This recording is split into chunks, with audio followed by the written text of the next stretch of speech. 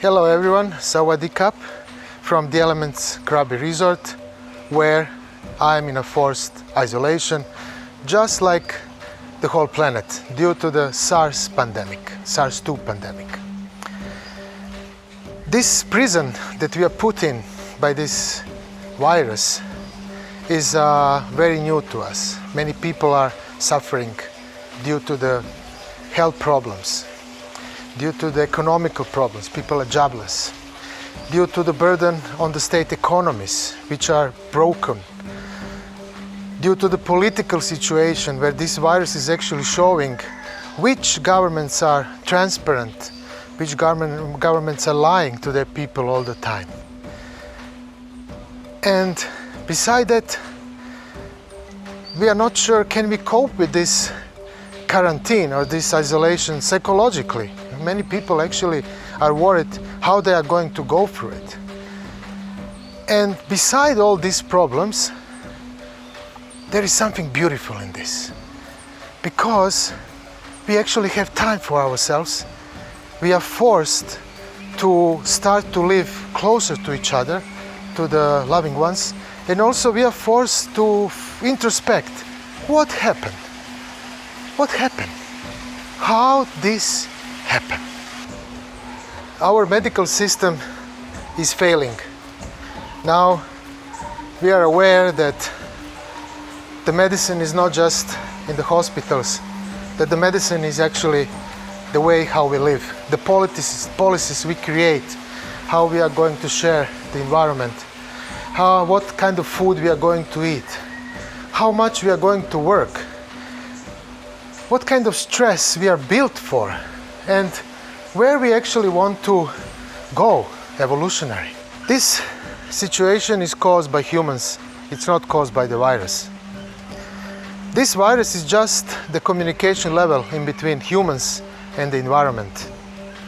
It's a communication in between humans and our behavior.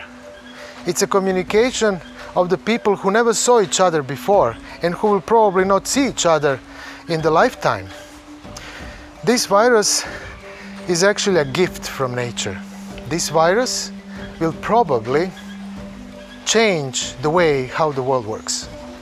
This virus is also a political tool. I don't say that it's a bioweapon, but actually it is a bioweapon from the nature. The nature created it to teach us that we don't live alone and that we are part of the nature. So I guess we have to pay the price for this now. And the price for this is to internalize how we gonna manage communication with the nature so that we don't have this situation again and that we don't harm the nature, because harming the nature is the same as harming ourselves.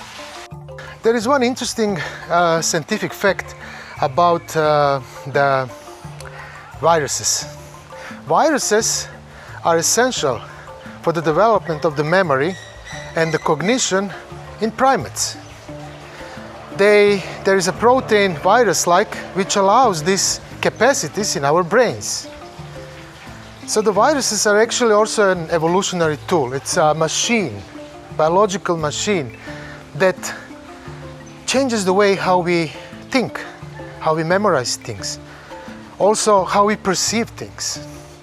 So this is just a hypothesis. Is it maybe possible that this virus is actually trying to change the way how we think? Not just by our behavior, because we are forced to, but also maybe in the next generation purely in a biological sense.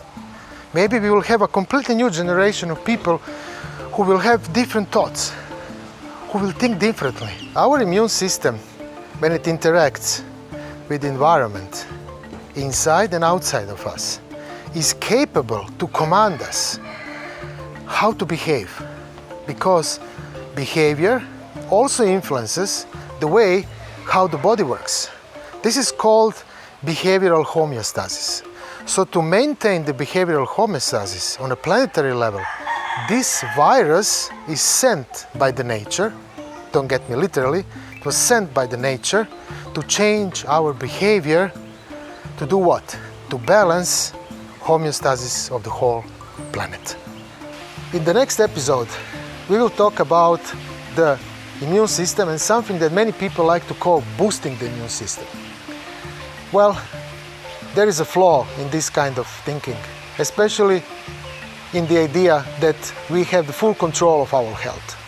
Stay tuned, see you soon, stay healthy, stay home. Sawadee Krap.